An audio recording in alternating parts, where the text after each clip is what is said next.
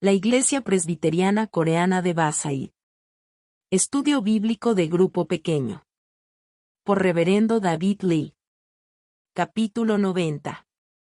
Ciertamente hay Dios que juzga en la tierra.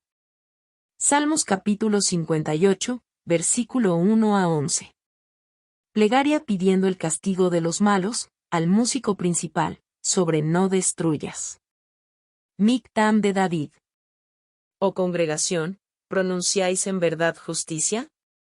¿Juzgáis rectamente, hijos de los hombres? Antes en el corazón maquináis iniquidades, hacéis pesar la violencia de vuestras manos en la tierra. Se apartaron los impíos desde la matriz, se descarriaron hablando mentira desde que nacieron. Veneno tienen como veneno de serpiente, son como el áspid sordo que cierra su oído, que no oye la voz de los que encantan, por más hábil que el encantador sea. Oh Dios, quiebra sus dientes en sus bocas, quiebra, oh Jehová, las muelas de los leoncillos. Son disipados como aguas que corren, cuando disparen sus saetas, sean hechas pedazos. Pasen ellos como el caracol que se deslíe, como el que nace muerto, no vean el sol. Antes que vuestras ollas sientan la llama de los espinos, así vivos, así airados, los arrebatará él con tempestad. Se alegrará el justo cuando viere la venganza, sus pies lavará en la sangre del impío. Entonces dirá el hombre, ciertamente hay galardón para el justo. Ciertamente hay Dios que juzga en la tierra. En los versículos de hoy, ¿por qué David muestra tanto enojo? ¿Y cuál es la enseñanza que nos da estas palabras de hoy? El Salmo 58 tiene como título, Mictam de David por el orden de Aldas J.E. La palabra, por el orden, significa ser dirigido por el músico principal o director principal, según los eruditos de la Biblia. Aldas J.E. también tiene como significado, no destruyas. En otras palabras, David escribió el Salmo 58, pidiendo a Dios que no lo destruya, sino que lo proteja. Probablemente las oraciones de David fueron ofrecidas de esta manera porque David se consideraba un gran pecador por el incidente con Batseba. David tenía la certeza que sus pecados fueron perdonados, pero siempre recordaba que había matado a Urías para apropiarse de Batseba y si no es por las gracias de Dios no podía haber sobrevivido. Los eruditos de la Biblia presumen que este poema fue escrito por David en el año 979 a.C., inmediatamente antes de que Absalón fuera a cometer su insurgencia. David estaba al tanto de los movimientos de insurgencia, pero no estaba seguro de que su buen hijo iba a cometer tal atrocidad. Sin embargo, oraba airado por aquellos que estaban instigando a su hijo para que se rebelara contra su padre.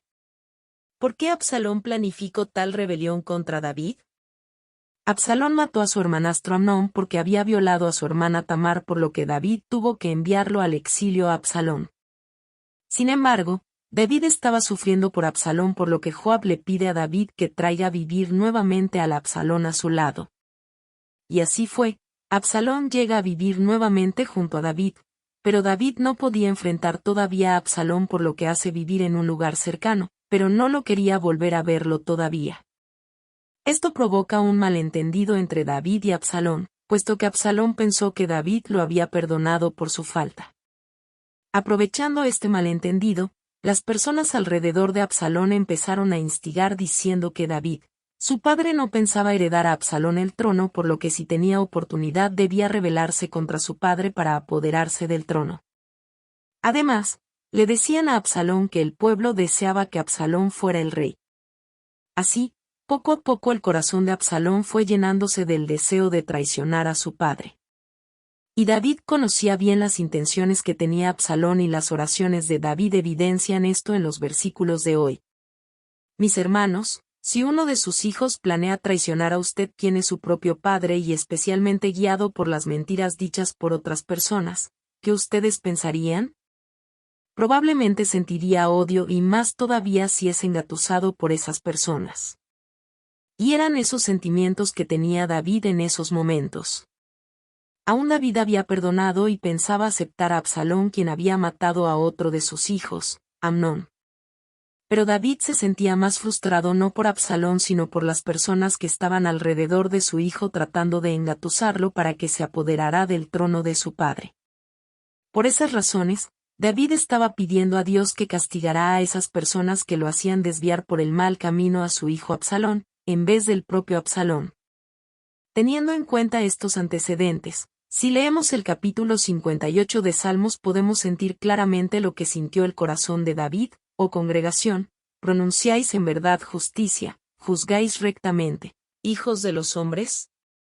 Antes en el corazón maquináis iniquidades, hacéis pesar la violencia de vuestras manos en la tierra. Se apartaron los impíos desde la matriz, se descarriaron hablando mentira desde que nacieron. Veneno tienen como veneno de serpiente, son como el áspid sordo que cierra su oído, que no oye la voz de los que encantan, por más hábil que el encantador sea. Oh Dios, quiebra sus dientes en sus bocas, quiebra, oh Jehová, las muelas de los leoncillos. Sean disipados como aguas que corren, cuando disparen sus saetas, sean hechas pedazos. Pasen ellos como el caracol que se deslíe, como el que nace muerto, no vean el sol. Antes que vuestras ollas sientan la llama de los espinos, así vivos, así airados, los arrebatará él con tempestad. Se alegrará el justo cuando viere la venganza, sus pies lavará en la sangre del impío. Entonces dirá el hombre, ciertamente hay galardón para el justo, ciertamente hay Dios que juzga en la tierra. En el contenido de estos versículos no podemos observar ninguna condenación hacia su hijo, todas las maldiciones están dirigidas hacia las personas que habitaban alrededor de su hijo Absalón. La enseñanza de estos versículos es que el corazón de Dios siente de esta manera cuando sus hijos dejan atrás a Dios por las tentaciones del mundo. El enojo es hacia ese mundo que hace perder a sus amados hijos y hace todo lo posible para separar a los hijos del mundo para que vuelva otra vez hacia Dios. Por tanto, debemos de recordar siempre que lo que más desagrada a Dios es que nosotros seamos tentados por el mundo y por esas tentaciones dejemos a Dios para ir detrás de aquella tentación. Todavía más si no comprendemos la voluntad de Dios en ello, y no volvemos hacia Dios, estaremos dentro del centro de la ira de Dios siendo castigados el mundo y nosotros también que somos sus hijos. Los versículos 10 y 11 nos habla de esto. Se alegrará el justo cuando viere la venganza, sus pies lavará en la sangre del impío.